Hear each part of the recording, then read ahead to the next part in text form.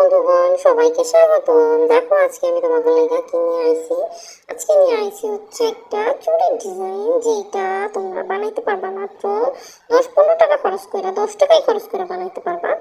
আর এটা হচ্ছে গরিবের ডিজাইন, মানে কারণ তোমাদের যাদের বাজেট কম তারা হচ্ছে এই চুড়ি বানাবা। আর এটা হচ্ছে পয়লা বৈশাখ স্পেশাল চুড়ি, কারণ এটা তুমি পয়লা বৈশাখের দিন পরতে পারবা। আর সেই রকমই কালার আমি ডিজাইন করছি। তো প্রথমে দেখো কি করছি, এখানে হচ্ছে আমি ক্লে নিয়ে নিছি সাদা রঙের, আর এই যে হচ্ছে গোলাপি রঙের। এই দুইটা ক্লে আমি ছোট ছোট টিকটিকি ডিম আছে না, ওরকম কইরা ভাগ করে দিবা। মানে একদম টিকটিকি ডিমের থেকে ছোট হলে আরো ভালো, কিন্তু বেশি বড় করা যাবে না। তারপরে এই যে পাঁচটা পাঁচটা করে ভাগে টিকটিকি ডিমকে আর কি একসাথে মিশিয়ে নিবা।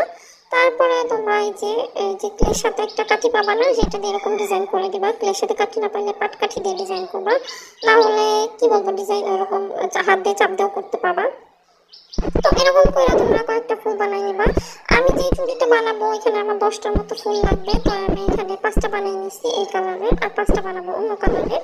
তোমরা এক কালারের গুলা দিয়েও করতে পারো, মানে একই ফুল দিয়ে সবগুলো করতে পারো, কিন্তু আমি হচ্ছে একটু 2 কালারের ফুল দিবে যাতে দেখতে আরো বেশি ভালো লাগে, একটু বৈশাখ বৈশাখ ভাব আসবে না চুড়িতে, এই জন্য।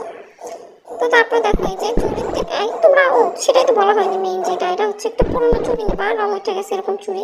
তোমাদের যদি না থাকে তোমাদের মা চাচির কাছে থাকবে, সেইখান থেকে নিয়ে নিবা। নিয়ে চুড়ির উপর হচ্ছে ক্লে লাগাই নিবা। এই দেখো ক্লে দিয়েই আঠা বানাবা, আর ক্লের ফুল দিয়ে লাগাই নিবা, তাহলে হচ্ছে তোমার আঠার জন্য এক্সট্রা বাজেট লাগবে না। এই যে আমি ক্লের আঠাটা চুড়ির ভিতরে লাগাই নিতেছি, ছেঁড়া করে লাগাই নিবা।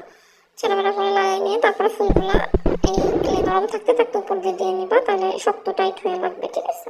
যারা ভাবতেছো যে চুড়িটা ভালো হবে না, তারা চুড়ির রেজাল্ট দেখে পরে বুঝবা চুড়িটা কিন্তু খুব ভালো হবে। এখন যেমনই দেখা যাক, বানানোর সময় আমিও ভাবতেছিলাম মনে হয় চুড়িটা বেশি ভালো হবে না, কারণ কি না কি বানাইতেছি, পরে দেখলাম না ভালোই হয়েছে। এরপরে যে ইয়েলো কালারের যে ক্লে নিয়েছিলাম তার উপরও পিঙ্ক কালারের ফুলটা বেশি ভালো লাগতেছে, দেখছো কত সুন্দর। এটা কিন্তু সাদাটার থেকেও বেশি ভালো লাগতেছে। এবার বাকি 5টাও লাগাই নিতেছি, যে ফাঁকা ফাঁকা রাখছিলাম ওর মাঝখান দিয়ে। তোমাদের পুরনো চুড়ি লাগবে, রং ওঠা চুড়ি, এমন চুড়ির অভাব নাই। দেখবা যে তোমাদের যারা বানাবা তারা দেখবা যে কারো না কারো করে পেয়ে যাবা, মা চাচি কারো করে পেয়ে যাবা। তো এরকম 10টা ফুল লাগাই নেওয়ার পরে এটা আমি শুকাইতে দিয়েছিলাম। দেখো পরের দিন শুকানোর পরে আমি তো তোমাদের হাতে নিয়ে প্রথমেই দেখাই দিয়েছি চুড়িটা কত সুন্দর।